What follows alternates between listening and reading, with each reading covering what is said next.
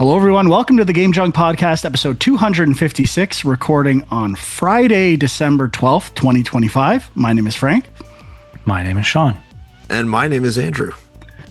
We're trying something a little different this week. Huck is unavailable for the weekend, so we are cramming to get in right after the Game Awards. The Game Awards finished not too long ago, and we're going to weigh in on our thoughts of the announcements, the winners, the outrage, my fury. Will be on the forefront. Podcast. Yeah, these need to be discussed.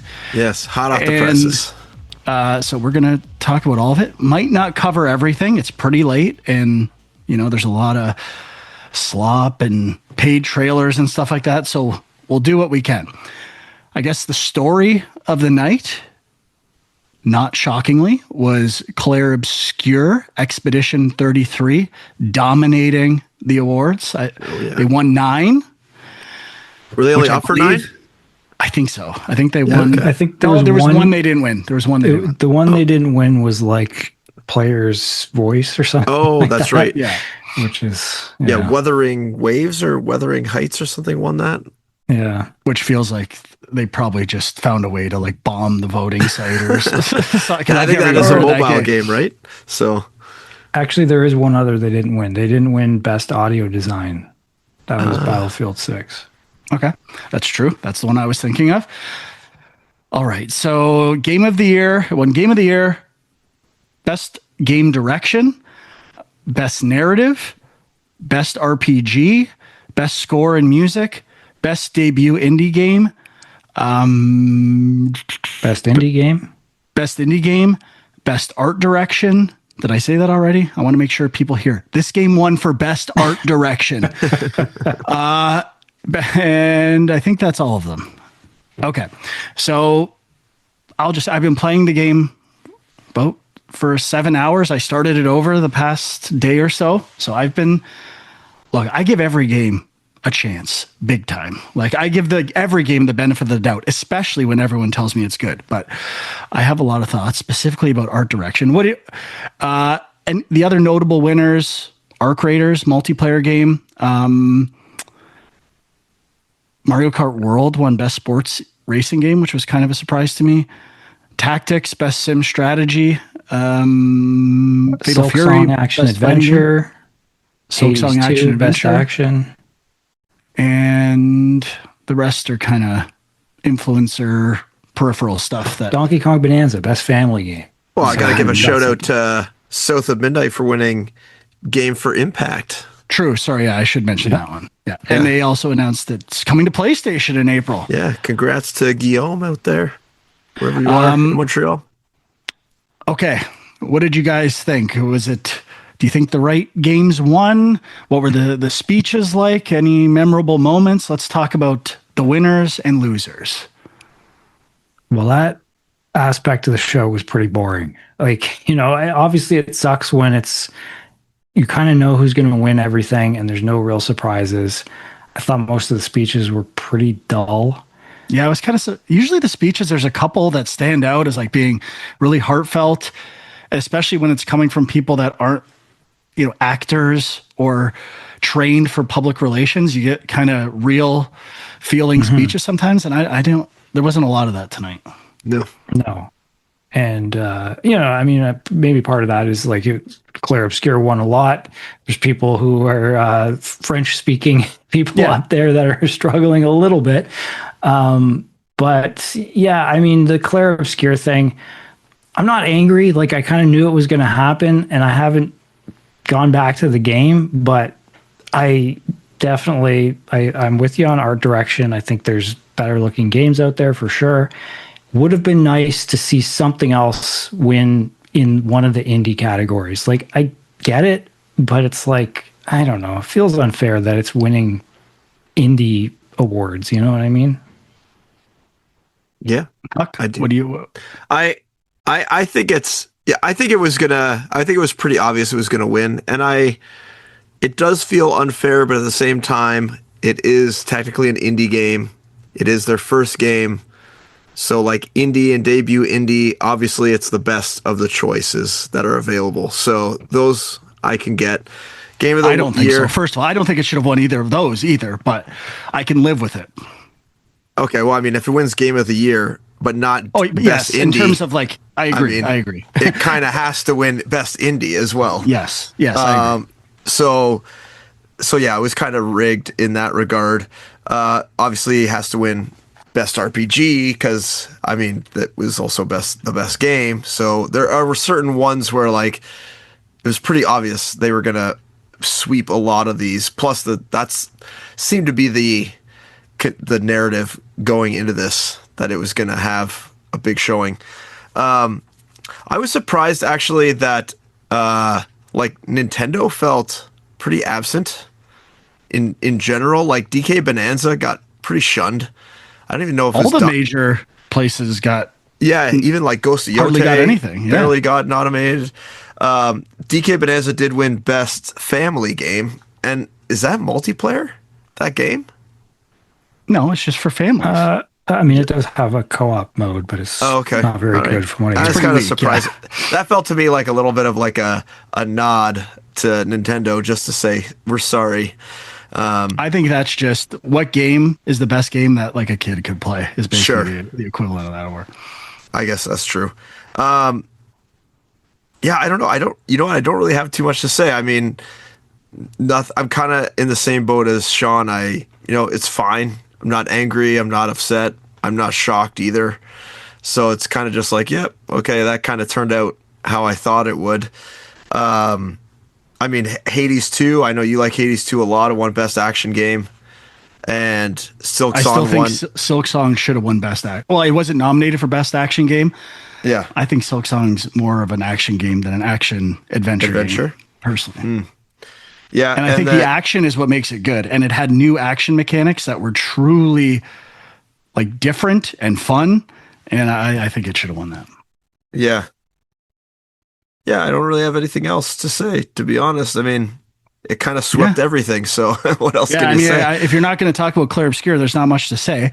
I mean, it must feel really good to be an indie studio, kind of work on something. You're not really sure what it is. And then all this great stuff happens to you. So I don't like shitting on that necessarily, but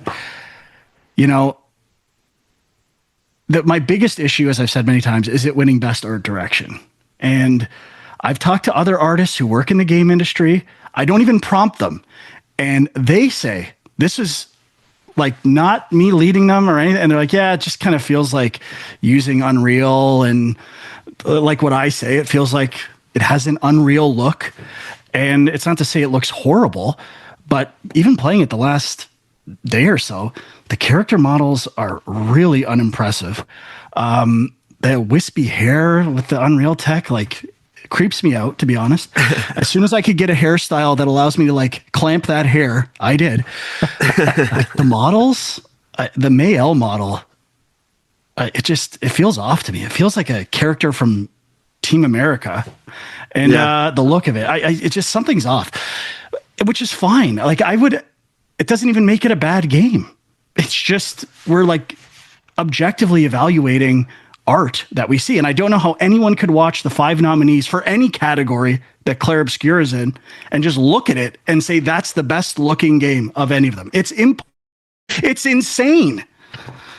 No artist who works in the video game industry would corroborate that at all. I guarantee it, unless they work for, I bet the people on that team are shocked they won Best Art Direction. It's probably. literally nuts. I mean, I guess too, like, I guess one element of the voting, which is that, it's not like just artists are voting on the art direction category. Which it should be.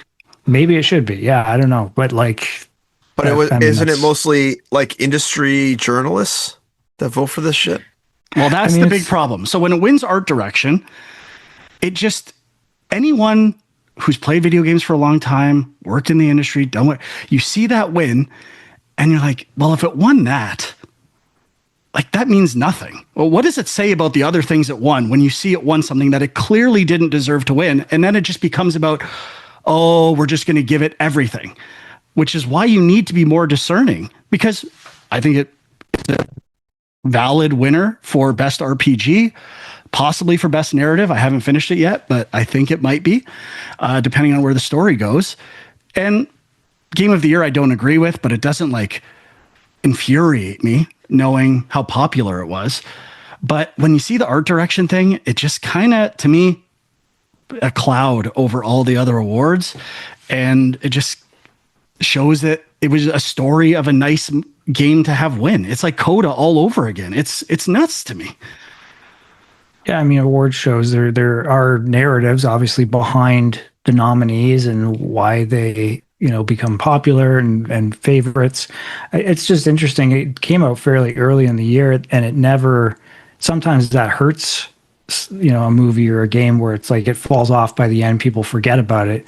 And it didn't happen in this case. So I feel like that means something, but yeah, definitely the narrative is a big part of it. Well, it's a little different because, with movies, it is kind of industry professionals voting for the most part, I think. Like they work in the industry.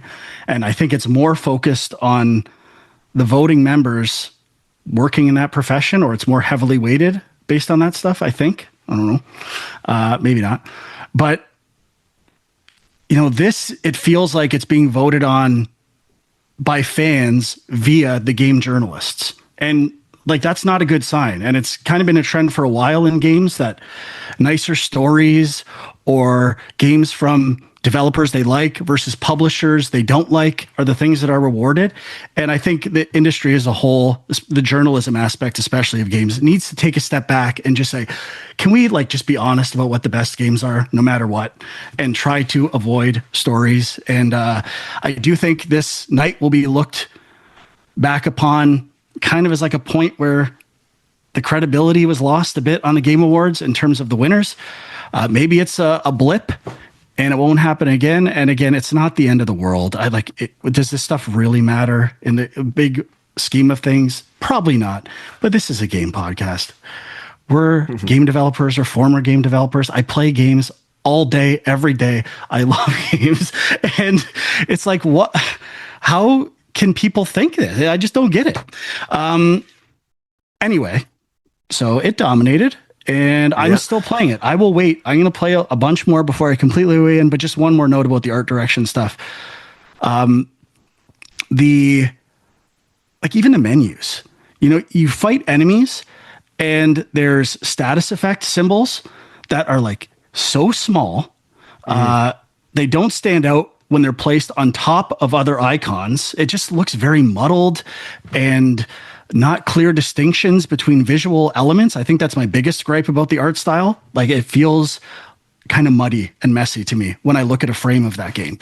And I said on the Discord, like, these Zenless Zone Zero and mobile slop that we get in the ads looks better than that game. But those games get like lambasted and like, oh, more garbage. Here we go. Who wants this crap? And you have to at least admit, these games look better than Clair Obscur, which is crazy to me. Giving Clair Obscur art direction is like retroactively saying Warframe should have won the past 10 art directions awards because it looks like Warframe from 10 years ago. It's crazy. Oh God, we got to get off it. I could go all night on this. The other thing about that though, like I found if I remember, I mean, I played it a while ago, so my memory is not super fresh, but like I remember the UI in general, all the menus being very confusing, especially around the skills yes, the lumens build, and the pictos, the lumens and all that stuff. So like 100%. I mean, that is game direction. That's art. It's also game direction because someone designed it that way and directed people to make it that way. So the fact that it won best game direction as well, like, okay, they like real-time or the turn-based combat, very fun, very good. Yeah, like the timing windows, that is really great. So that like combat design, it gets better the more you play. Like they start adding wrinkles to that stuff, and that I understand how for a turn-based like timing action RPG, it's being celebrated. That I completely understand. I feel like this is a game. I think people really are like, maybe they had never played a game like this before. Like they never played Super Mario RPG or even like some like other games like this, and they're being introduced to this style of RPG. I feel like this happened a couple years ago with some other RPG that came out. Maybe Baldur's Gate 3 would fall into this category, but like people had never played games like this, and then all of a sudden they're exposed to it, and they're like, oh my god, this gameplay is amazing. But there's been so many other maybe not so many other games in this case, but a fair number of games that have done this before, maybe not done it as well, but done it pretty serviceably, and they just had never seen it before, so it's new and fresh and blows them away. But like for me, the more I think about it, the more I'm kind of hung up on the game direction aspect too, because the map design is nothing to write home about. I mean, it's pretty much linear with like maybe one branching path that meets back up. It's like a diamond shape. It's Final Fantasy 16. Yeah. I mean, it really is similar. So I like that sort of stuff. I mean, maybe that's part of the game direction. It's just being held up by the combat, and even the the overworld stuff. It's fine. Nothing incredible. There's some secrets. I like the fact that it brought back the idea of an overworld, similar to like it's paying homage to like Final Fantasy VII or the other I like that. I think that's a cool idea. I totally appreciate that. Yeah. So there are like parts of it, but then I don't know who is it up against for best game direction. But I imagine like Hades 2 is in that category. Hades 2, Death Stranding, Ghosts of Yotei, Split Fiction. Okay. For the other nominees. So, I mean, like, Split Fiction has, like, so many game modes and so much stuff going on, and it's all very polished. Yotei, same thing. Like, there's so much polish in that. Death Stranding, too. I haven't played that much, but, like, I don't know. I feel like even game direction award is a little bit of a stretch for Clair Obscur compared to some of those other titles. And I've seen people saying, like, well, it might not be the best looking game, but they did it with 30 people, or there wasn't a lot of artists. I know. You can't start using that as the barometer for what games win awards, how many people worked on them, or what they did with the size of their team. It's just whatever you want to think. It's not how you pick awards. It's a non-factor. Yeah, I mean, wasn't that like another thing that people kind of argue about? Like they say it was 30 people, but it was actually like, a lot more contractors and stuff involved too. And like, and just for the record, I don't care about if they use contractors or if they're downplaying their numbers. I really don't care about that stuff at all. But it's just it's a weird pick. But I will keep playing it. I'll tell you, when I saw Yotei in some of those highlight reels, I was like, I got to get back to this game ASAP. Now that I've rolled credits on Hades 2 and some other stuff. So, but I'm sticking with Clair Obscur for now. And let us know in the comments, youtube.com/GameJunk. I want people to let us know how much they've played of Clair Obscur, especially people who defend it, like ruthlessly, as much as I ruthlessly go after it. But I don't think people are actually playing it. And I have to say, I have to be the bad guy in these situations. No one else, for whatever reason, will say it's not that good. I don't understand. But I do need to point out, Sean and Huck played this game for an hour, 45 minutes. Have never been compelled to go back to it at all. Clair Obscur? I played it for probably like 8 to 10 hours, something like that. Okay, all right, okay. Fair enough. I take it back. I'm sorry. It's not really my style of game to begin with, and there's just too much other stuff. But that's it for me. I mean, there's just so much other stuff. I'm like, it's like a fire hose of games in your face. So, yeah. And this is not saying Clair Obscur is the worst game in the equivalent of SAG for a video game, just like that. I'm not trying to completely discredit this game in any way. It's just this has to be discussed because I'm not hearing anyone else talk about it. So if we got to be the ones, we're the ones. All right. Anything else about the winners? What about the award ceremony in general? Moments, performances, presenters, before we get into games that were debuted. Yeah, presenters. I mean, there were a few odd celebrity choices. Obviously, there was the Street Fighter movie cast was brought out. I forget what award they were presenting, but that was a whole. I don't even remember. I think best streamer or something like that. No, it wasn't. No, That was really bad. That was very awkward. Yeah, I mean, and obviously with that many people on stage, I can understand why it would get awkward and weird. It's kind of interesting just because there was so many people up there, but how did they not do the pose? Like one of the end menu pose? How was that not planned? yeah, that would have been good. Planned out ahead of time. They're posers, that's why.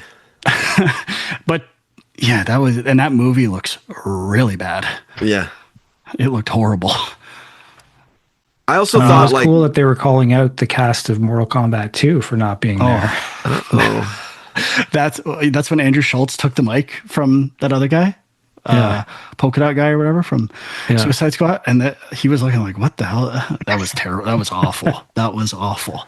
To try to do this joke that it was a big whiff at the Game Awards. I must say I liked it better when they had developers or game directors do the presentations versus voice actors come out and do them. It just, there's something a little more I don't know, tangible or real about it to me, because voice acting is such a tiny portion of game development, and you hear their voices, yeah, that's great, but that's not what a game is. So I'd rather hear a director or something talk. I mean, I'd be fine with it if it was voice actors that video games are their bread and butter. Sure. It's when it's the big Hollywood A-listers or there's 3 or 4 people that were like, this is my first one ever. And video games are cool, eh? They try to kind of be like, oh yeah, I like this game, or I've played this game before. Try to get in with a little credibility, and it's just David Harbour, Henry Cavill, head to head. Who's gonna be the biggest Warhammer geek of them all? Yeah, what a hero! That's a nerd off, man, right there. Holy. Oh my! Well, we all know who would win. It would have to be Cavill because he's the hunkiest. It's obvious. He's the nerdiest dude ever, dude. I know. He just loves sexy nerd games, dude. I mean, at least he's mentioned it in a bunch of places. This is the first time I've ever heard David Harbour mention gaming. So it's because he's embarrassed about it and he's trying not to be. That's why. He definitely needs some cred these days. So Warhammer or Total War and Sega might be rethinking that. Okay. Performance-wise, the music stuff wasn't really memorable to me. Flute guy was good as usual. He had a new instrument that was pretty rad. Should they not start just using his name at this point? I feel bad. Yeah, I look it up every year. I actually do, because I do feel bad about that. Pedro Eustache, and because I was playing Hades 2 last night. I still couldn't stop playing it. And some of the tracks have very heavy woodwind and flute, almost jazz. Did Pedro do the music? Did they get him? And I thought this would be a bigger deal to have him freestyling and doing solos and jamming on a track, but it's not him apparently. So too bad. Someone's trying to get a flute guy bump, kind of like the way that one music rhythm game was trying to steal Beat Saber's art style and co-opt that. Did you see that? Typefaces are almost identical, shades of blue and red. It's a gross appropriation of the Beat Saber art style. Oh, shit's making me mad, dudes. I'm getting mad. What about Evanescence? Huck, you're a fan of them, aren't you? Yeah. I mean, I was listening to it at 2 times speed, so it was not quite the real experience. You were really thrashing. Oh yeah. I mean, I like her voice. I think it's incredible. I like rock bands that have a female vocalist. So Evanescence is up there with ones I like. So yeah, I mean, it sounded good. I'd never heard that song before, and 2 times speed, I definitely had not heard it before. So it was fine. I think they said it was for that game, right? Well, I don't remember what game. I think so, yeah. Yeah, Devil May Cry something, right? Oh, no, it's for the anime series or whatever, right? Yeah. And then I actually thought that the fact that they had the Clair Obscur composer up there playing guitar with the people singing the song was pretty cool. That he was actually involved in the performance and it wasn't just the house band doing it for him. So yeah, that was kind of neat. Yeah. Yeah. Presenter wise, I don't even remember anyone really. I remember the nominees for performance, which I forgot to mention the winner for Jennifer Expedition English. 33, Jennifer English. But when they were showing the nominees, you were going 2x speed? Did you catch the Troy wink at the camera? No, I don't think I You would did. have been barfing, dude. You wouldn't be able to take it. It was, I'm shocked he didn't win, but especially because you. Oh, would think Troy that Baker whole- in the crowd? yeah, Oh, I he thought was there I as saw a a nominee, flash and up there. he like did this like really cocky wink at the camera. He must be fuming right now. It's Oh, great. yeah. Yeah, it makes sense that Claire Obscure won, but there were 3 nominees from Claire Obscure. You would think maybe that would split the vote or something like that, but And I think they guess kind not. of spoiled a twist that I already saw coming in the game, but I think there's going to be a twist on the twist too. So we'll see. I'm not weighing in yet, but that's my most memorable moment. There's the Troy Baker wink. her speech was okay. That was like one of the better Yeah. speeches, I It was thought. actually like heartfelt from the heart. Yeah, it was pretty good, and I think it was the best speech of the night. I agree, it was really good, and Lenny just think Kravitz that- was awkward. Oh boy. And I was so excited in the Discord. I was so fired up. I'm like, First Light might be my 2026 game of the year. I am so pumped for this game. And all of a sudden it showed Lenny's mocap performance. And I was like, oh God, I take it back. Saros, how did I forget about you? You're back. You're done. How are you feeling? You're the Bond head, Sean. Yeah, I mean, I did not know Lenny Kravitz was the villain, and assuming he's a big part of the game, that's definitely taken it down a little bit for me, but we'll see. I'll reserve judgment. Felt a In little the cutscene, stiff. he even did his patented like crouch, like bended knee crouch, where his pants split and his dick falls out at concerts. And maybe they'll tie that in somehow. I don't Yeah, know. you got to bring that in. Could be good. Mandatory. All right. Any other thing before we get into the games shown? Nope. No, I don't think so. I mean, I don't. This is kind of like borderline celebrity appearance and trailer, but got to mention the Werner Herzog Oh yeah, Warframe good call. Good call. thing. Like that was so bizarre. It does feel like we're about 7 years removed from that being like a killer drop. Yeah, He's been in so much stuff now, and he's kind of just been memeified that it means so much less now. If they would have done that for the first Warframe, it might have moved some needles. I mean, yeah, he's been in The Mandalorian and whatever else, but like it does feel like, I don't know, just this guy that's so so about like the creative spirit and like independent and just clearly taking a paycheck for this. It's just like, whoa. But I guess Are you more saying power the to him. team at Warframe don't have the artistic integrity of the people that made Well, Claire Obscure? I don't know. Like, is he even a character in the game? Like, it felt like it was just for the trailer to have the kind of like reveal of, hey, we've got Werner Herzog narrating this. But Yeah. I'm not sure. I didn't totally understand if he was a character in the game or not. Yeah, I don't know. I kind of checked out during that whole thing. Last thing I'll say, I bust Keely's chops a bit here and there. I thought this might have been the best he's ever been at the Game Awards. When he was interacting with Miss Piggy, I had a comment that Jeff's taking some acting lessons. It's paying off. And then he said, and scene at the end. I'm like, I said that before he said and scene. I called this before he said and scene. And I thought he was actually pretty good. And I thought the stuff with his Yes. dad at the beginning was, there were some people commenting on that, but I don't know. I think he's probably rehearsed it a few times and he was Oh, yeah. trying not to lose Also, it. actually, we should talk about I mean, we don't get the full experience, but like the shots they showed from back out, not just of the screen, of like the stage. And like, the you wire could work tell- and smoke and all that stuff. You could tell they put a lot of work, even like when the Diablo trailer was happening and he was like pounding his fist and then the stage would react. I mean, it wouldn't react, but it was like timed up to light up in a certain way that like showed the lights kind of like progressing down and stuff. And like they obviously put a lot of work and craft into the audience show that most people don't see. And you got to think like they obviously need to get these trailers pretty far ahead of time to be able to time this stuff up and coordinate it with everyone and like at the thing. So I think there is like probably, I mean, Keeley probably only does this for his whole career now.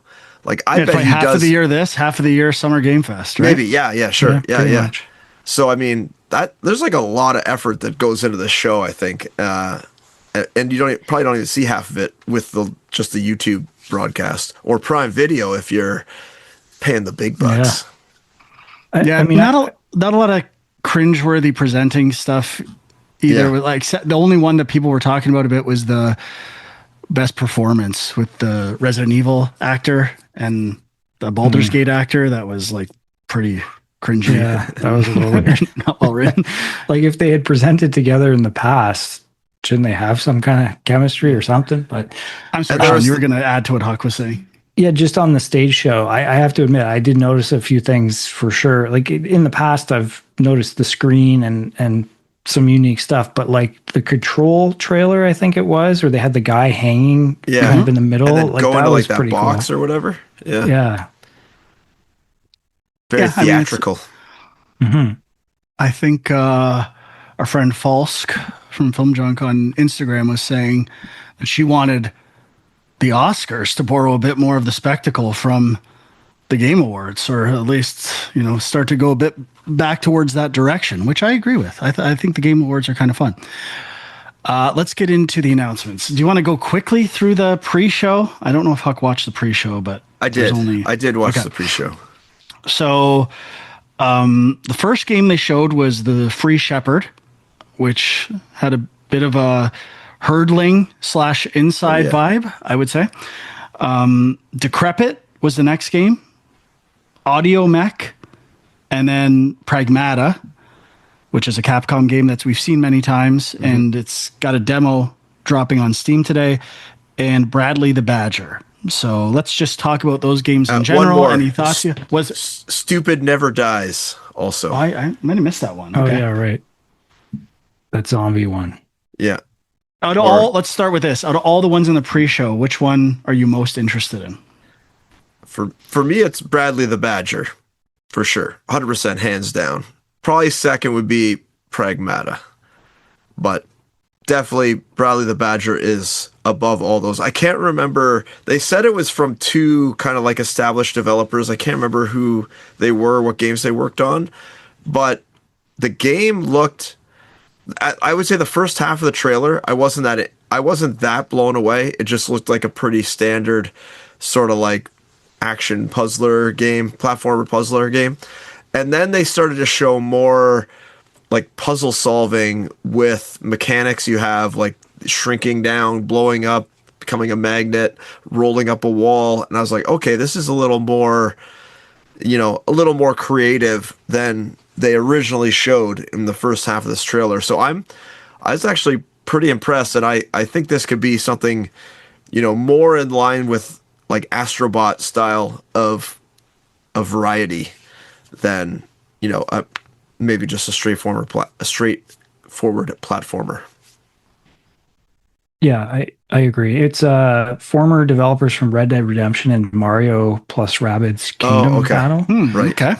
But it seems like it's it's a platformer, but it's kind of poking fun at platformers and like sort of video game mascot characters in general, I think, right? And it potentially just poking fun at all video games. Like I see here something like there's game worlds with titles like Badger Born, Cyber Badger, The Last Badger.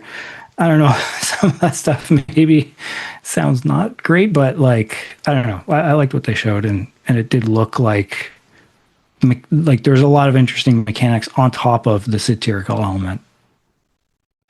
Yeah, I would agree. Probably Bradley the Badger for me. Although I was kind of hoping it was a bit more of a platformer, but I still think it has some cool ideas.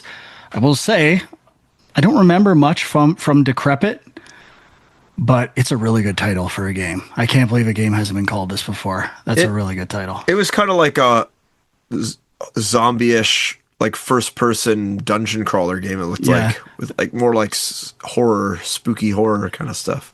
It says it's a first-person Souls-like, which Yeah. I guess could be interesting, but I just don't remember much of the visuals.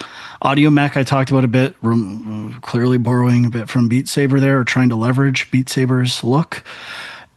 Almost like what's the company that made those like home video releases that just copied movies that were coming out in theaters to try to trick people? Oh, The Asylum. Yeah, kind of. I was getting those kind of vibes.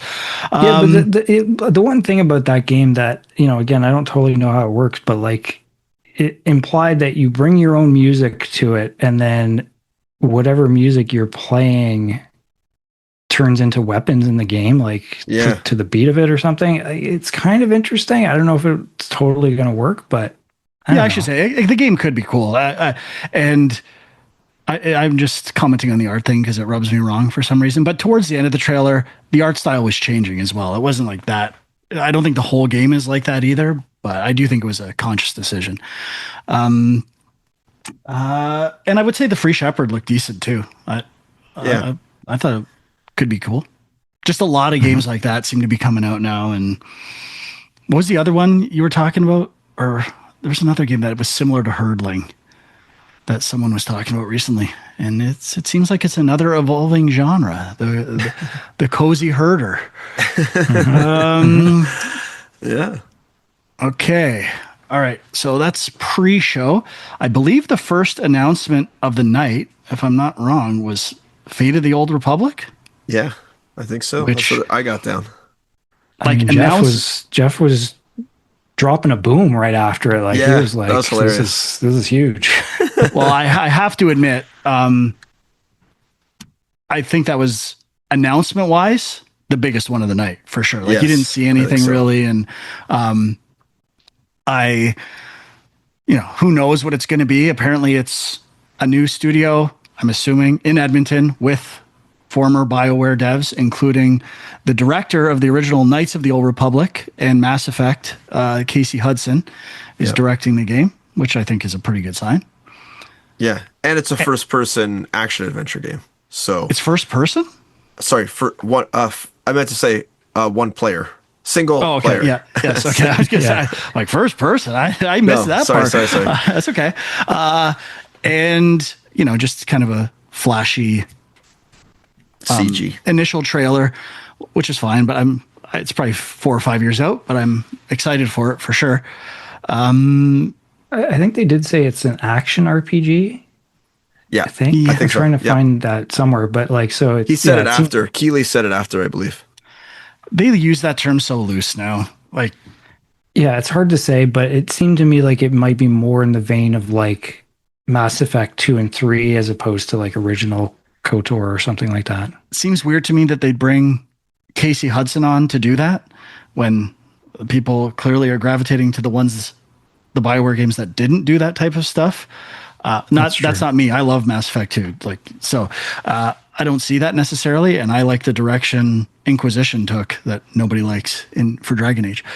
And I'm curious to see kind of what it does, and I would think the instinct would be don't fuck with it too much.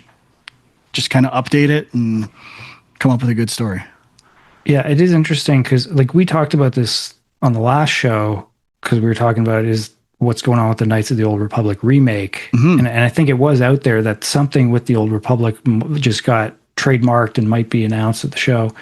But we still don't know. Is the older Knights of the Old Republic remake dead or what? It seems like it at this point, but it's too bad. It would have been a good way to maybe lead into this is to have that first. Yeah. Okay, next up was 1 second. Trying to get through all that. I think it was the statue reveal. It was the statue reveal. Okay, that's what I had, but I thought I missed something. There's a couple ads that were like the first ads of the show that made it look like they were really in the show. But Yeah, so this had kind of been spoiled already. I was hoping people were wrong and it was misdirection, but I think, Sean, you had said to me previously people followed like copyrights and discovered what it is basically. And it was exactly that. It was the same logo that got leaked as well, I think. So not a huge shock. There was definitely a lot of reactions in the you Discord. should say what it is. Oh, sorry. People weren't following Divinity? Yeah. I didn't say Divinity. So it's a don't think so. continuation of the Divinity Original Sin series, although it's not Yeah, so it's yet Divinity officially 3. labeled Part 3.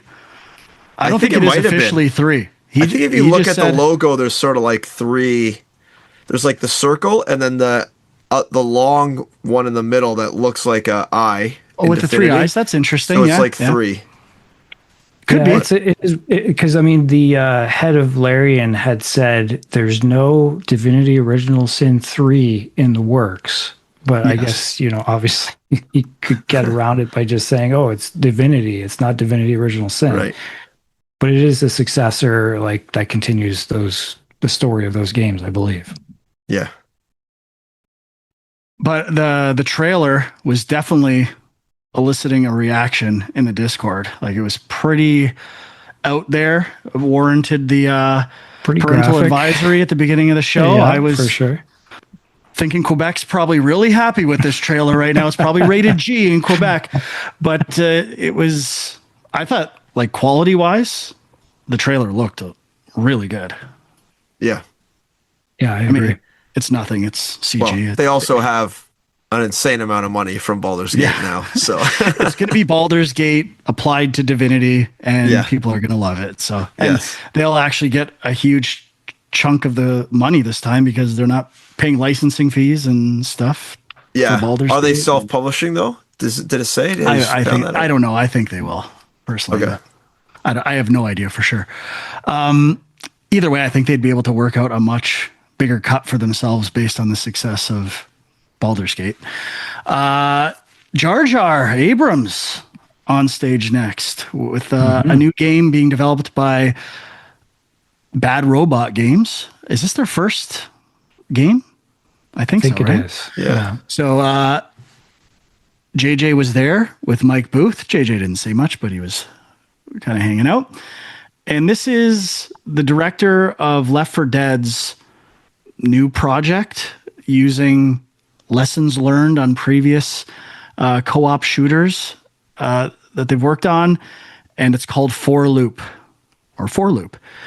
And I liked the title. I liked it more when he said it and it wasn't a number 4, but whatever. Either way, it's kind of cool. It's yeah, what did you think, Sean? Did you like the look of it? What are your thoughts?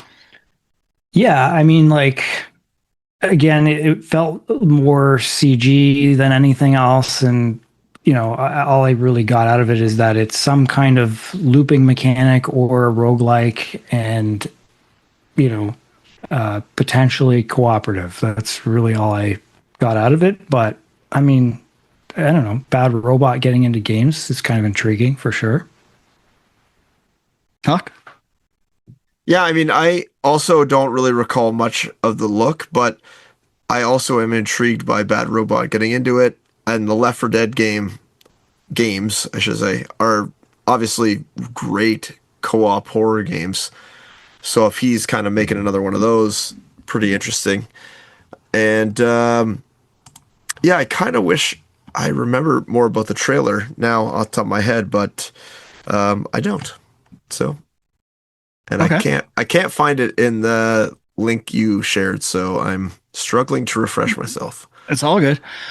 So to me, it really felt like a mashup of Left 4 Dead and Returnal. Like the combat, and especially with some of the lasers and obstacles that the player's avoiding, were giving me heavy Returnal vibes, which is a positive thing for me. And I wasn't completely sold on the art style, like the purple look of those humans that have been corrupted or whatever's going on there. But I really did like the idea of the map in the background on the screen and kind of seeing the choices and progress of a run. and I think it's got some potential. It didn't blow me away or anything, but I thought it looked okay. Yeah, I found it. The video, and yeah, it looks a little slower. Like it could be just a CG, but the action looks slower. Also, I like the logo with the like infinity symbol to make the two O's in loop. Also Did like the Deathloop do that? I didn't I'm notice. wondering. If it did, I'm actually furious about. They might have. I don't know. It's Yeah. close. They put the O's very close together, but it doesn't The other- give the other thing I infinity don't- vibes. The other thing I don't like about these games is that like are trying to make a narrative around the like dying and being reborn and stuff like that. I'm like, it's a game. You're gonna die. Just have them come back. Like you don't need to make a story around it. I don't know. Maybe it's just a nitpick, but I don't know. Every game you die in and you just come back. So like we don't need some special thing about it, unless it's gonna have like some gameplay mechanic. Yeah, if tied there's a to it. payoff to it, maybe. Yeah. So I don't know. That's just a little pet peeve right there. But other than that, that's all. All right. Next game, I believe it's not in the wrap up I'm looking at now, but I think it was by ex Naughty Dog developers from Uncharted and Last of Us 1, I believe. And it was Coven of the Chicken Foot. Am I getting the game right, Sean? Is that I like don't know if that was the next Naughty Dog one? but yeah, that was them. Yeah. Okay. I have that one down as the next one. Yeah, I'm pretty sure it's the next one. But I thought it looked pretty good. It get kind of a cell shaded look, giving hurdling-ish more Last Guardian and vibes to some degree. I don't know. It didn't again blow my mind, but cool new I announcement. thought it looked pretty cool. Like it made me stop and think about, Dispatch and some of these other animated games that have come out recently that basically look like a full-on anime series or animated movie. Like, we're kind of getting to that point with video games, which is pretty cool.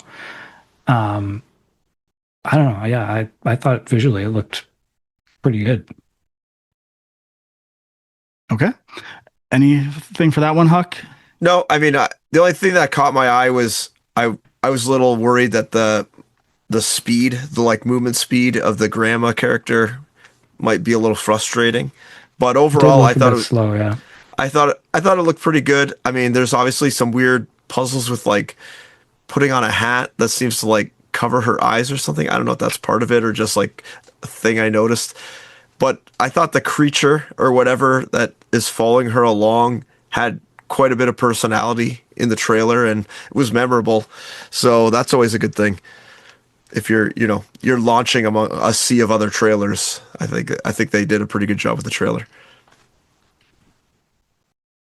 Nice. Next, Kepler Interactive published game called Ontos, which seems everyone was kind of calling it a BioShock-like or trying to aspire to something like BioShock, which I thought as well. And this one features Stellan Skarsgård as the lead performer.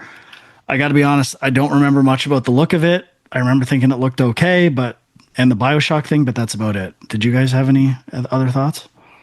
No, it looked a little weird. Did either of you play Soma?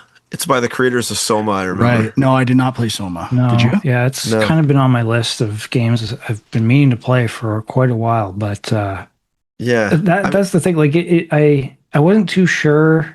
Like isn't that more of like a, I don't know if is it more of like a narrative type game? Like there's not a lot of combat in that game, is there? I I have no think you're idea. right, but I don't know for sure. I keep confusing it with Outlast. Yeah, it's story rich. There's no action qualifier on Steam or anything. I think it is mostly an adventure game. Yeah. Maybe like a Psychological survival horror, horror. it says. Yeah. Okay. I think after this, it was some mobile ads. And then the The next. Ari Requiem announcement. Yes. So next, Ari Requiem and seeing some gameplay with Leon, which was already leaked. People seem to really care about this. Resident Evil characters mean absolutely nothing to me. What games they're in and where they show up feels completely arbitrary. I actually thought it looked not that great.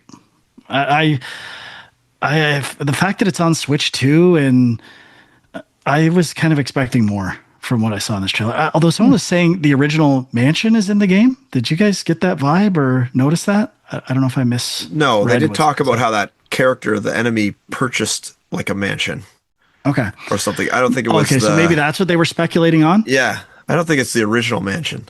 I think there will be DLC where you just play the original game. Maybe. Yeah, I thought it looked pretty good. I couldn't remember if we had seen any of that stuff before, but I was like, yeah, I'm excited for this. Not because of Leon Kennedy, but I'm still excited because I loved 7 and I loved Village like even more. So I'm definitely excited for it. I'm just a little less excited than I was with the footage that they showed there. It just, I don't know, didn't do much for me. Can't really say why.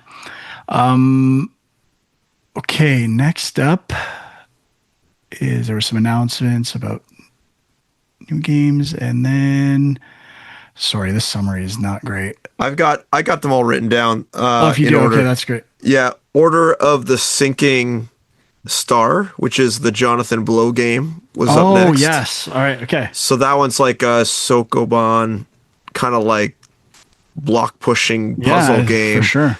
It looked like there's sort of like 4 worlds of different kind of like core mechanics, but then it seemed like at the end they all start kind of merging and using the core mechanics across all of them and combining them and adding different levels and stuff like that. So, and what they say, there's like 1,400 puzzles or something like that, like some insane number of puzzles. So I don't know if like The Witness had very complicated puzzles. I imagine this is also going to have some just absolutely frustratingly difficult puzzles in it. But I'm interested. I mean, when they did the transition where it went from whatever section you're in to zoom out and show the whole world and how it split off from that starting kind of cardinal direction area, I thought that was really cool. It wasn't nothing about the stuff I saw before that looked that incredible to me. It actually made me want to, like, I was hoping more for an Isle of, what was that game? Isle of Sea and Sky. Sea and Sky, like a console version of something, because it reminded me more of that, and I think I'd rather play that. Yeah, I agree. Like, I mean, that's obviously the genre and the specific types of puzzles are definitely something I enjoy, but something about the visuals wasn't really doing it for me. And, you know, to be fair, like Braid never looked that great either. So, I mean, it's just not really his thing. I did like The Witness. The visuals of The Witness are kind of unique, but yeah, I'm definitely looking forward to it. Someone was asking about this on the Discord. Do you guys watch his live streams or anything like that? Or I've never seen one of Johnny Blow's streams. I do occasionally, but I don't regularly tune in. So I had known this was the game they were working on. So that wasn't a surprise, but I haven't seen anything in a while. I usually will tune in if they're talking about like fixing a very specific sort of like rendering problem or something like that. Like I remember I tuned into one where they were talking about like the fluid simulation and how it was like supposed to curve around rocks when you put them in the water. They wanted like certain flow to like dynamically adjust basically. And so they had this other guy on, Casey Moratori, who's like he worked on The Witness. He did like all the rendering code for The Witness. So he was on there. They were talking through the problem. So I listened to some of those, but I don't regularly tune in. So it's interesting, but definitely. Is it just him like coding like live? Is that kind of what it is? He like answers questions, but he does like ones where he's doing like game troubleshooting, puzzles. it sounded like. But then he's also, to get totally in the weeds about this, he's developed this game with his own programming language that he wrote.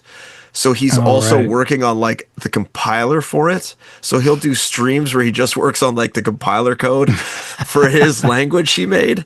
So I think it's called Jai, like Jai, I think he calls it. And apparently, I mean, he says it's super efficient. And if you watch him, he'll like recompile the whole project in like 4 seconds. And that's like cooked art and everything. So like it's obviously hyper efficient and like designed to just do everything super efficiently. So I don't know how he does it. Obviously, it's probably just meant to build for probably Windows or maybe Windows and Linux or something like that. But definitely an impressive engineering feat to do that, which is also probably why it took 10 years, because he didn't want to use a pre-built engine or the engine that The Witness used. He wanted to like do his own thing. So basically create his own language, tools, compiler, editor, crazy stuff. So like no one, like this guy is nuts, to be honest. Low nose coding. Yeah, so I'm kind of interested to see how it runs and everything.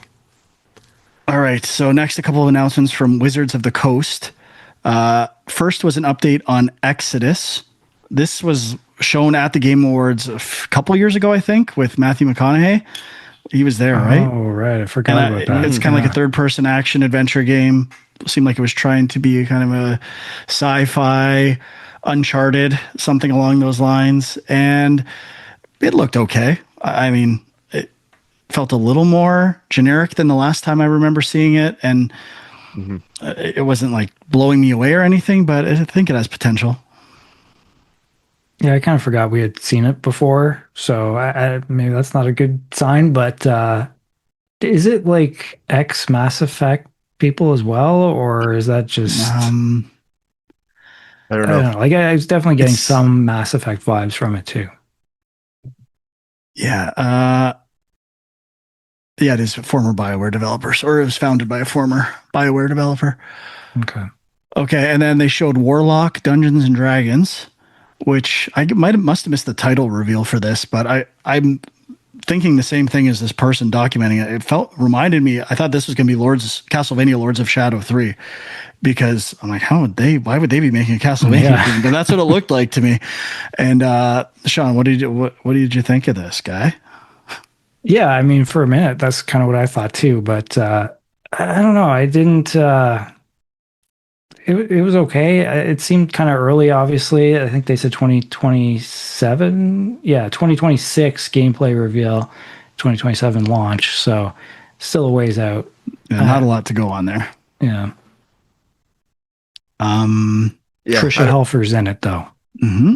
and it was all CG, if I recall. So still, Yeah. basically just a tease. I thought there was like panning cameras of environments or something, but I might be thinking of a different game.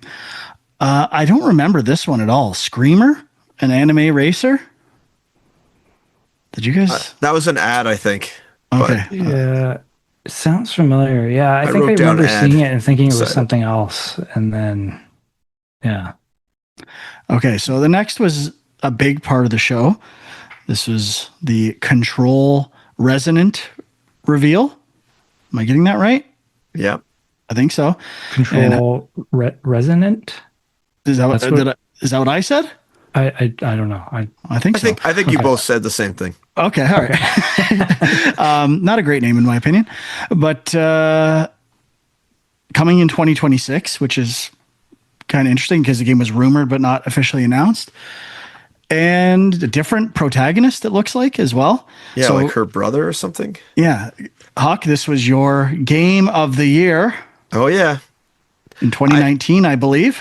Yeah, so it looks like they didn't want to go Control 2 because probably of the different protagonists, but it also looks like they are focused more on melee combat for this one.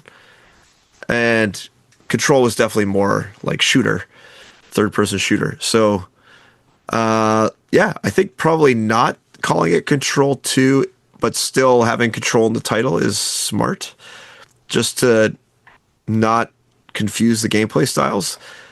But it also I think looks Control 2 would have been a better title personally. Yeah. Like, yeah, you're probably right. But then they also it looked maybe like a little more like zombie-ish than I remember the original Control being. I don't know. I haven't played Control in a long time, so it's kind of fleeting in my memory. But this one looked like all the weirdness kind of spilled out of the building, is what they were saying, and now it's kind of infected the city, and you're kind of waking up to, I guess, put it back in the building or something. I don't know. So Yeah, I definitely didn't pay attention to what the story is. The visuals were interesting, but yeah, so it's I don't know. I'm interested to see what they do. There was like a lot of weird things around the weapons he had and how they seem to be like constructing from metal around the environment or something like that. Like they're building up as he was kind of walking through the area. So I'm not sure what that's about, but yeah, kind of intriguing. yeah, the thing that stood out to me is it looked like the gameplay was way more melee focused than Control 1. No, I think it Control 1 is. was all shooting and psychic powers. Yeah. And like this is like aerial melee fighting that Yeah. looked extremely dated in my opinion. Like it reminded me Yeah. of stuff we prototyped on X-Men Destiny. It did not look good. Maybe if it does something unique with melee combat, I would be interested, but I did not think the gameplay looked good at all. I thought it looked horrible. It did look I thought the melee combat looked okay. Like I think for me, the shooting mechanics in the original got a bit repetitive and boring. So if if this brings some variety, I'm all for it. But Yeah, I thought like the camera is so far away from the player doing It was the very far, melee, yeah. and it just seems like it's doing basic attacks as opposed to your God of War Ragnaroks and these other third-person action games. The camera's close, it's effects driven. I thought it Yeah. looked pretty stale to me, and it didn't not do a saying good that- job framing the action for yeah, sure. I was very unimpressed. But people are One- just going one- to say I hate Control and Remedy, but that's the truth. I It's don't true. think it looked good. I mean, it was definitely a very self-indulgent trailer. But It's Remedy. What else do you expect? yeah.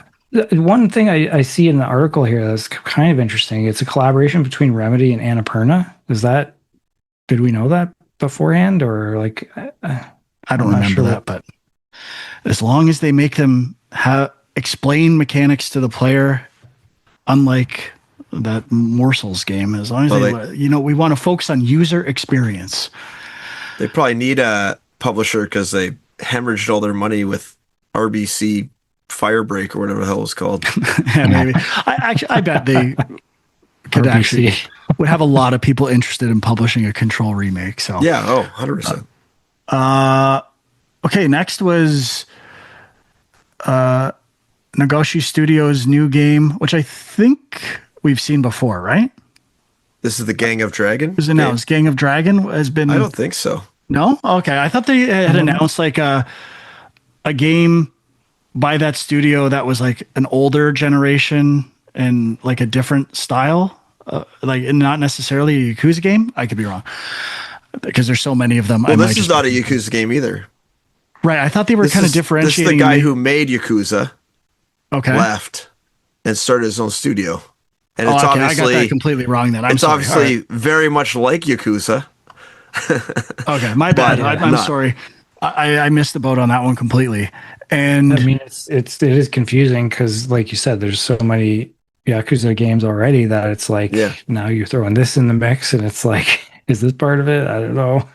I will say though, I thought this game looked way better than Yakuza games. I thought Yeah. it looked great. Yeah. I mean, it's probably just CG, but they obviously want your main character to be. I think it was in quite engine. fast. I think it was in engine. You think it was an engine? Yeah, I To did. watch it again. It looked really good then. If it was an Yeah. engine. Oh, it says here it was in engine footage. Oh, really? yeah. Damn. Okay. Yeah, That it looked looks good. it looked The- great. Yeah. The main who- character, if that is the main character, kind of had an interesting look and kind of vibe to him. So Yeah. Almost gave me like, the what's the word I'm looking for? The like stereotypical like Italian mafia big guy, but Japanese. So that was kind of interesting. You don't see a lot of looks like- Japanese people that are that large in person and also not that fast. So fast and Looks like- large. The lead performer is Ma Dong-seok. I don't know if they've acted in other stuff, but I thought he looked kind of familiar. He's the guy from Train to Busan. Looks like. like at first when I saw it, I thought it was Benedict Wong. There was like a like it's not obviously, but at first, like as a quick glance, I thought, I thought they got a really big actor I mean, this guy might be a big actor in other places, so I don't want to say he's not.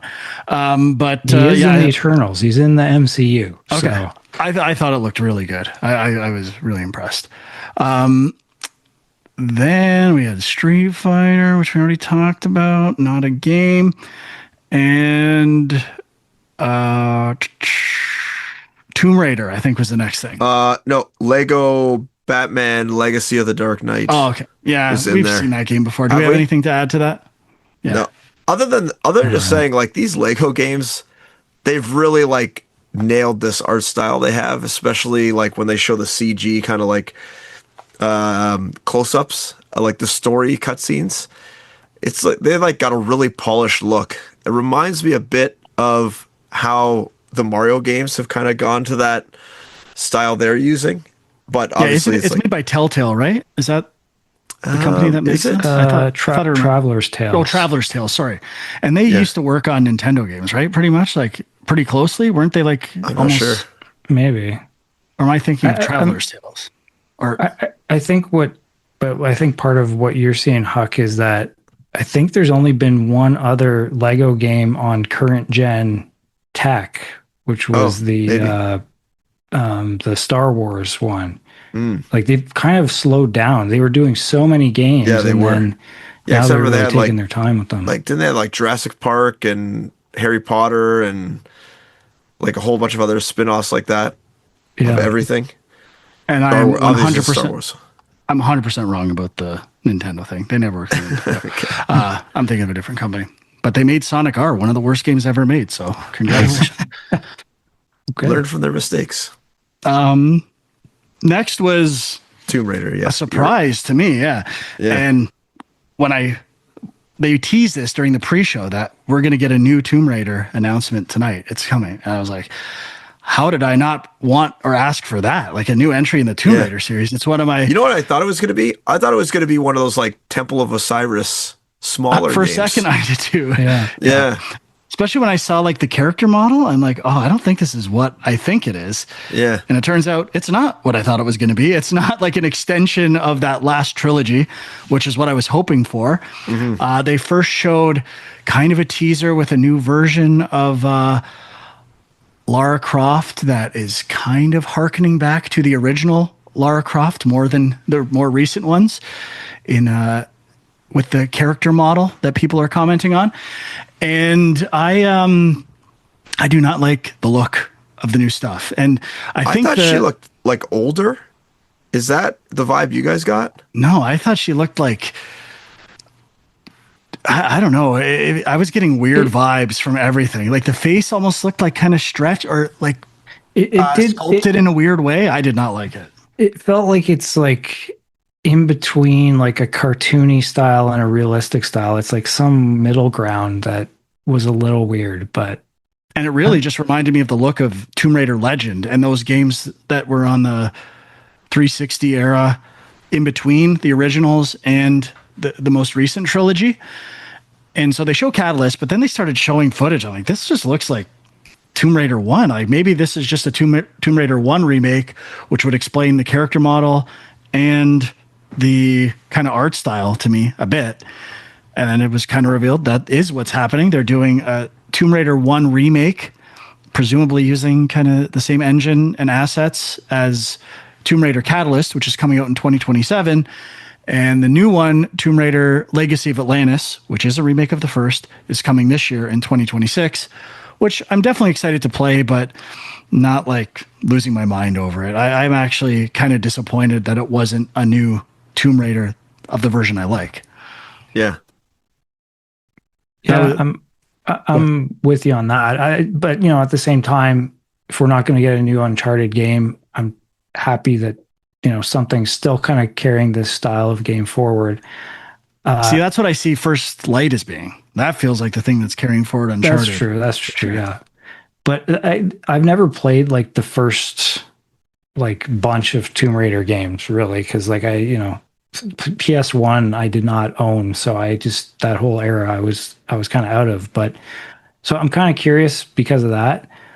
And it is kind of a clever idea, I guess. Maybe it's something other studios do too, but that idea of like, okay, we've got this engine and we're kind of building these tools. Let's just remake the first game.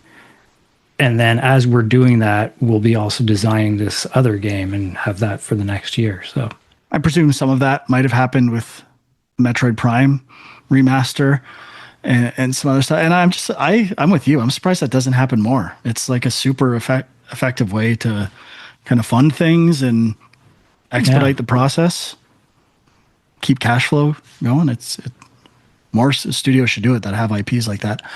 Huck, any thoughts on the Tomb Raider other than the Osiris kind of thing, which I agree with? Yeah, no, I thought they looked good. I mean, I'm kind of with Sean. Like, I kind of want this sort of like action platformer games to, like, with the sort of like mystical and like, you know, finding treasure aspect to keep coming. I like it. I like all these games. So, yeah, looking forward to more. Next up, Invincible Versus. And just like a fighting game based on the show Invincible. I have no thoughts really. Anyone? no. Nope.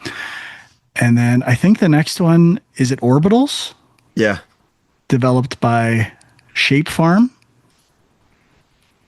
This is the Switch 2 exclusive. Oh, right. Yes. Okay. Now Co-op. I was getting really excited in the Discord because I thought this was Huck's prediction for a second, because it's like doing a very accurate 90s, maybe 80s anime art style. And I'm like, I think this is the new MDHR game. They picked a different style of thing and are like committing to it fully. I'm like, this looks incredible. And it's not. It's developed by a different company, but it does look really good. And I love when people appropriate an aesthetic and commit to it, like in the smallest ways, and like just totally nail it. And I think this has the potential to do that. I don't know about the gameplay, but I was excited by this announcement. Yeah.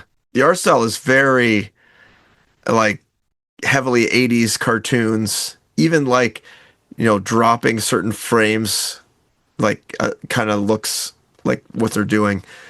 But yeah, the gameplay looks not that great, but the art style looks like it'll be very interesting. It is a co-op Mm-hmm. game, like specifically, I think intended to be like almost like a Hazelight type thing. Okay, nice. Yeah, I'm kind of excited for that one. Next up was Diablo 4 expansion, I think. Diablo 4 Lord of Hatred. My favorite thing to do during these streams or whatever is just try to guess what it is based on like 2 seconds. You can, oh, it's Diablo. I'm like, a third person action game set in the Diablo universe. Oh, baby, I'm ready. This is going to be incredible. Where that StarCraft game failed from 20 years ago on GameCube. What was that one called? Do you remember? StarCraft Ghost. StarCraft Ghost. Thank you, Sean. And I was like, here we go, all over again. And it was just an expansion for Diablo.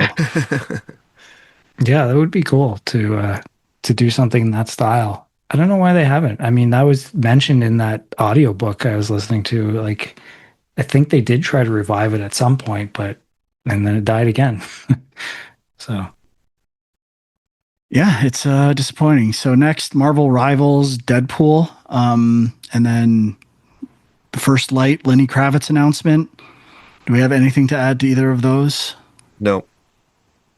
Okay, and maybe even this next one is the Warframe update, and talking about Warframe and the Werner Herzog trailer. Sean, what do you got, buddy? I mean, I don't have much to add other than what we said, but there's a second game they're working on, right? Or is that like Soulframe? Isn't that like a different game, or is that just like a I caught that DLC too. or season for Warframe? I'm not sure. I feel like it is a new game. I thought I heard that. It is listed as a different game on Steam. There is a game called Soulframe by Digital Extremes. Yeah, so I think they had a trailer for that before this. I think it was an ad. It technically Oh, was an okay. ad, but yeah. And And I'm looking. I thought that was a new game as well. I had never heard of that. So that was kind of interesting that they've taken their piles and piles of Warframe money and made something. Though it sounds like they still have frame in the name, so obviously it's somehow connected. Did I miss Soulframe? Was that part of the Game Awards? It was like an ad near the very beginning. Oh, okay. I must have missed it. All right. Okay.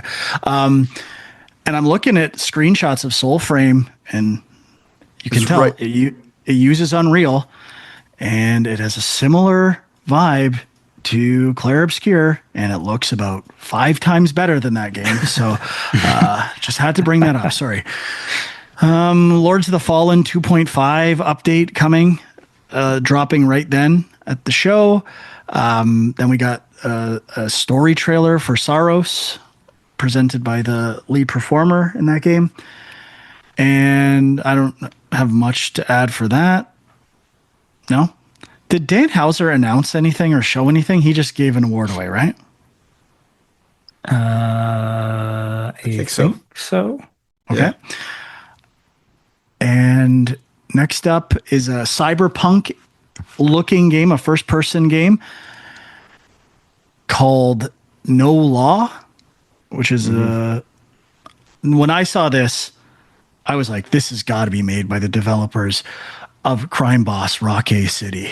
They copied GTA, and now it's like, let's copy Cyberpunk. Let's all the actors we cast in Rocky City are dead, but we'll have to find some new people, and we'll get a new game out to get people satiated until whatever Cyberpunk sequel or DLC comes out next. So you know who made this game? It was the guys that made the Ascent.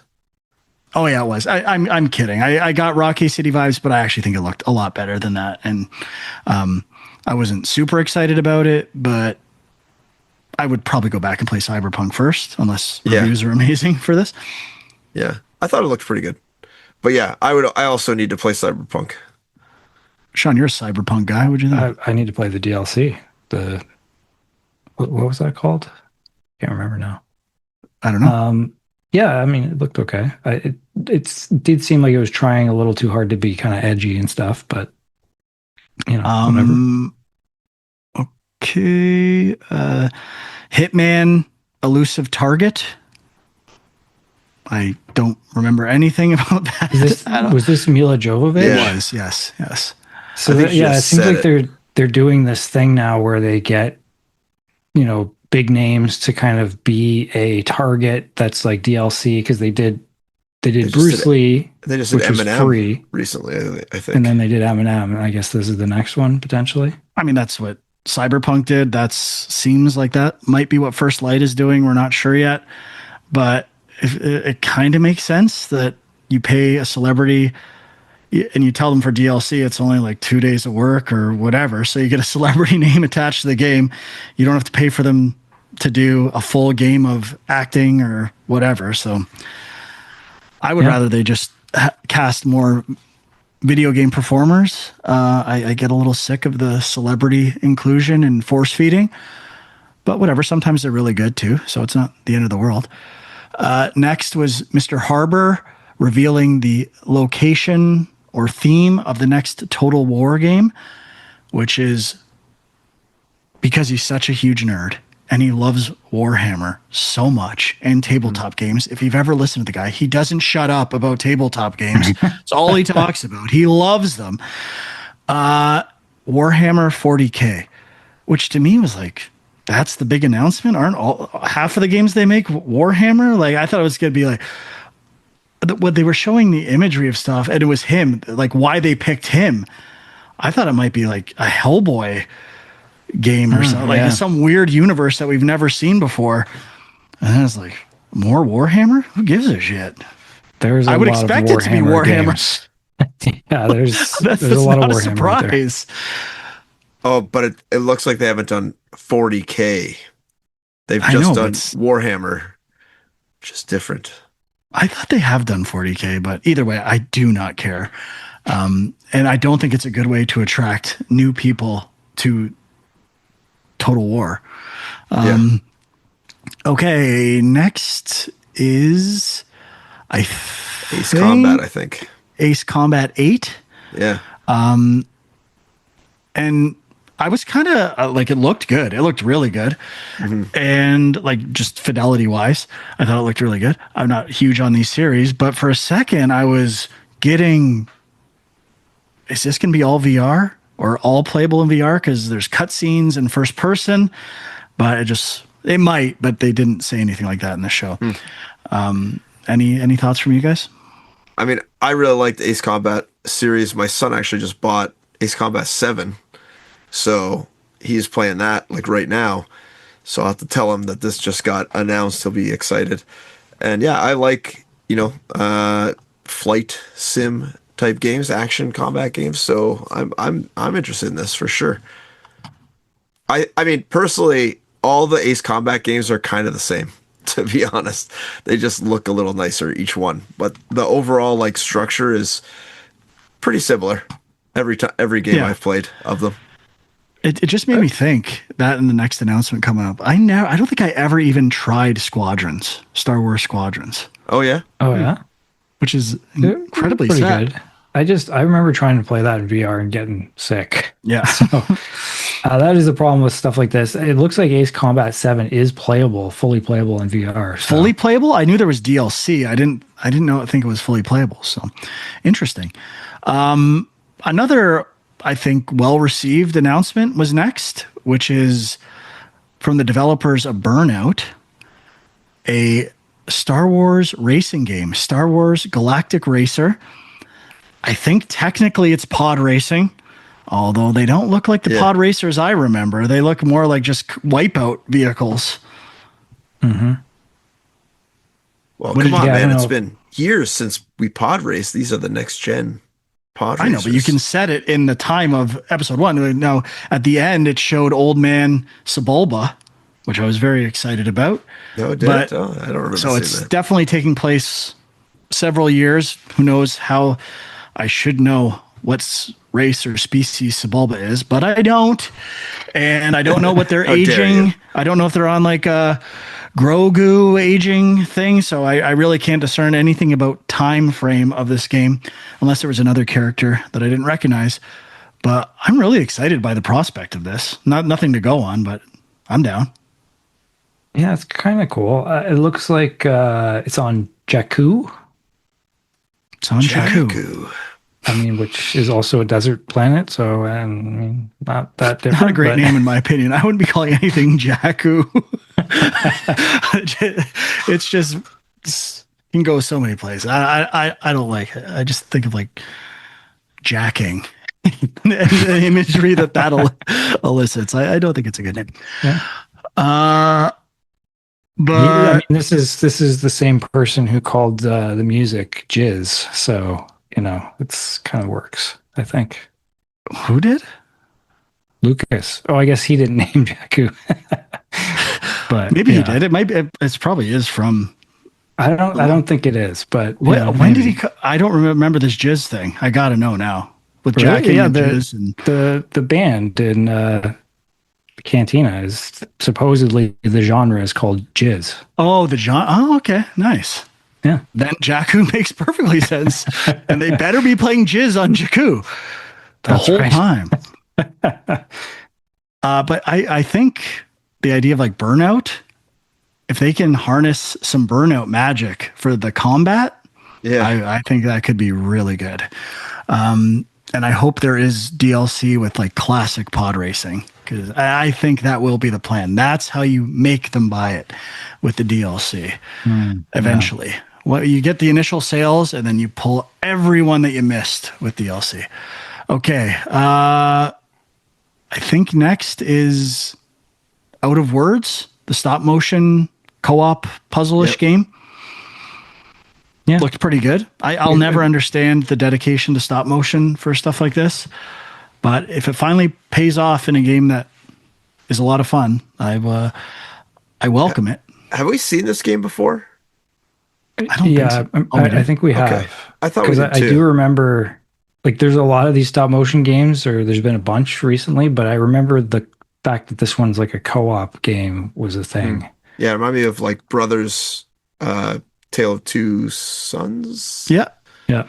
And I think also the look of the two protagonists were giving me It Takes Two vibes. Like they're Oh yeah, some of their alternate made of forms. wood. They're Yeah, the exact same. Yeah. Next, we got an update and a bunch of footage from Phantom Blade Zero, which I remember being excited for in the past, but for whatever reason, this time it was just falling under the, I don't know if I'm ready for another third person Samurai game right now. action game. Yeah. Yeah. It looked the same. Parry, It block, is, dodge. yeah. It does kind of blend together with a bunch of other stuff, but you know, I had to look on Steam and I don't see Souls-like in the list of tags, so maybe I'm interested. Well, that's a Me too. mistake. That's And a mistake. to be It's fair, I definitely played there. through all of Stellar. I platinum Stellar Blade, so maybe I'm not done with third person action games yet. We'll see. But I thought it still looked decent. I'm just not excited for another game like that. Okay, another big one next, I think. Mega Man Dual Override. And while they were showing it, the music and even some of the enemies, I thought it was going to be a Mega Man 1 remake, leading up to just remaking every Mega Man in a new engine, which would have been similar to the thing Sean was talking about for Tomb Raider, which I think is a good idea. And what did you guys think? 2027, though, kind of weird. Yeah, I mean, it's like kind of exciting. Like it has been a while since there's been a new Mega Man game, but there wasn't much there. And like you said, 2027, it feels like they've just decided, hey, let's make a new Mega Man game, basically. Yeah, I mean, I didn't think it looked that good, to be honest, for a new Mega Man game. I thought it would be flashier and a little more visually stimulating. It definitely. I actually thought it was going to be. I mean, I knew I saw the Capcom logo, so it wasn't going to be, but it looked like Mighty Number 9 2 to me. Like in that like roughness. Yeah. So it did not give me high hopes. Like I would much rather just see a traditional 2D sprite-based Mega Man over this. It almost looked like too bright or something. And I'm trying to find the video right now to refresh my memory. Oh, here it is. But it almost looked like too bubbly or like bright. I mean, what was the last Mega Man? Was it 11? I think so. Yeah, that one was kind of in this style. Like it wasn't like, the traditional 8-bit style. Oh, actually, on second watch, this looks better than I remember it looking. It looks pretty good. There's a lot more going on in the background than I noticed the first time of the levels, or at least some of the levels. Yeah, I don't get me wrong, I don't think it looks horrible, and I was just, the combat, I mean, you don't want to fuck with it too much, but it just, in the dual override name, I don't know what it is yet. So it could be a roguelike or a different take on Mega Man. We have no idea at this point. So I'm curious for sure. Don't get me wrong. I am very curious and I love Mega Man. It feels like they should have they done a Mega Man X sequel, like a recent one? No, I don't think I feel like people hold Mega Man X and that series up very high. Yes. And 9 and 10 were more like going back to 1, 2, and 3. It's time to do X, a new X. Absolutely. 100% agree, Sean. I was thinking the same thing when they showed it, and I was disappointed. X, you get the cool animals, animal robots. That's what the people want. They want the animal robots.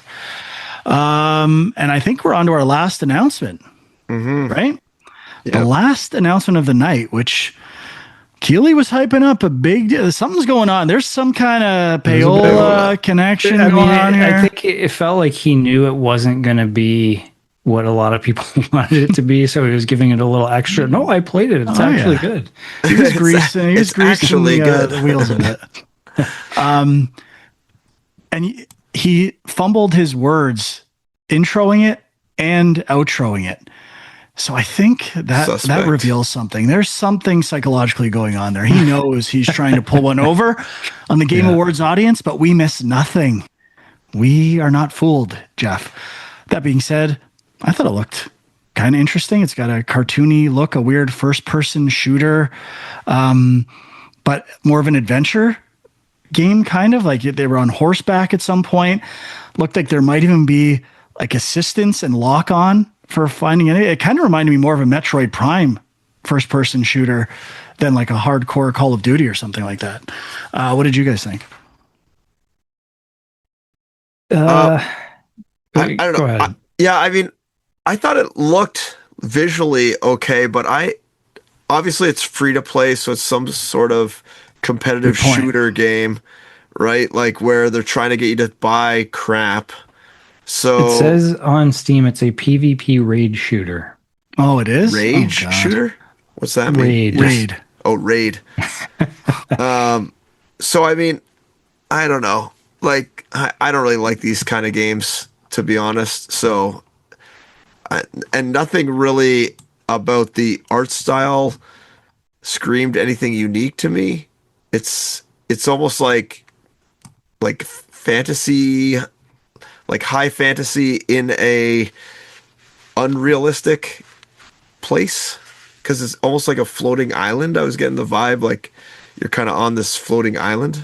I don't know if that's actually It true. reminded me, what's the VR game that they released a sequel for last year in December, where it was in Egypt, and if you bought the Oculus, maybe it was 2 years ago. If you bought the Asgard's Oculus Wrath 3, 2? yeah, it reminded me of Asgard's Wrath, but not VR, is what I was getting. Yeah, I mean it's a mix of sci-fi and fantasy, I guess. And, you know, like we have seen, there's been a few kind of shooters that are in like a fantasy setting, which was kind of unique the first few that did it, but now it doesn't feel that unique anymore. But yeah, I mean, I was kind of hoping at first. I also thought, oh, this is actually like a campaign, maybe not single player, but like, you know, that there's like a story to it. And then I was like, oh, I don't think it is, but I thought maybe it was like PvE.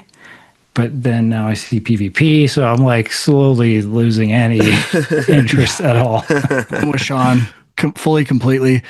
I was like, oh, a free to play kind of open world adventure that comes out in January. I might be interested, but now that I see what it is, remarkably less interested. Yeah, and like no overall, like no Joseph Ferris, no Kojima at the show. What is up? Yeah, that was surprising. Game Awards. I mean, I heard they were Kojima's boycotting. but I heard from a birdie of a friend, they were boycotting the Claire Obscure art direction win. I think that's what I heard. They knew it was going to happen, and they said, I won't I stand can for believe it. Split Fiction totally denied. We're Team Frank, 100%. just one more thing on this High Guard game. It's interesting because it's like Apex Legends people, or Yeah. it looks like Titanfall too, but Yeah. interesting to see if they can crack this market, because you know it's really tough to launch a new free to play game like this, and it's like if it was under the Riot banner, then I could see it happening, but it's not, so I really don't know, but maybe. What does it have to do with Riot? Well, Apex Legends Apex was Legends. Riot Games. Oh, it was? I think I so. didn't know that. Isn't that Or they had Valorant? one I thought like it. Apex was like Oh, EA. maybe I'm getting them mixed up. Yeah, okay. Which one do they have then? They were Respawn, and it's owned by EA, I think. So these people left Respawn, I would assume, and started this studio. Okay. Oh, they have Valorant. Yeah. Yeah. Yeah, I'm probably checked out, but I will say, and everyone should know this about me by now, and all of us, I will play anything if the reviews are even decent. I don't prejudge games ever. I have Price is thoughts right for about this them, one. but I always wait to play them. Okay, now might be letter grade time. Anything else before we get to letter grades?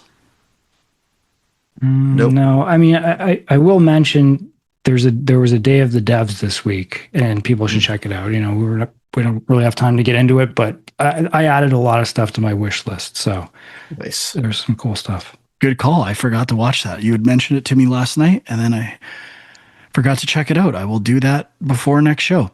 And there is a convenient page on Steam having all of the announced Day of the Devs or games that were shown there. So I might check that out too. Wow, what's this bistro? This looks fucking rad. Focus. A fox shooting basketballs? Holy shit, bistro. That might be my favorite cozy game ever. Okay, letter grades. Got to do it. I'm a B minus. I actually didn't think it was that bad. Yeah, it wasn't horrible. And I mean, this is the thing. Like, I think every year people get hyped up for this in Summer Game Fest, and the reality is you're not going to get a lot of big Sony, Nintendo, or Microsoft games announced because they have their own stuff going on, their own events. So, I feel like I always give like a C. I'll give a C plus. I'm gonna give it a B.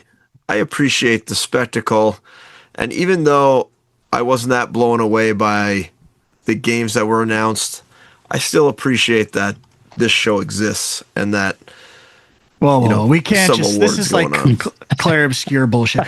We can't just say we're glad an award show. We're judging this particular award I'm show, and judging we're it. glad they all exist. I'm judging the spectacle, the stage presence, Okay. the music, the Gotta give props for presenters. the stage presence. I'm All right, fair Keely, enough. Miss Piggy. I'm loving it. All right.